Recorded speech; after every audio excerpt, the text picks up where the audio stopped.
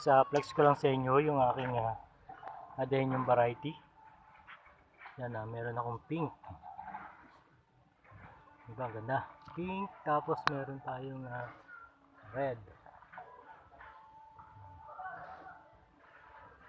Yan. Tapos meron tayong yellow. Wait lang. Yan, yellow.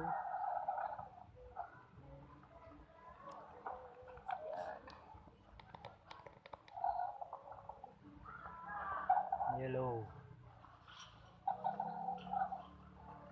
Tapos meron tayong white. Yan, meron tayong white na makapuno. Yan. Ito maganda tong white na to eh. Parang walang flower. Ito bulaklak niya ay white na may violet pero wala sang flower ngayon. Yan, ito pure white. So lamang guys, thanks for watching. Update ko lang aking channel.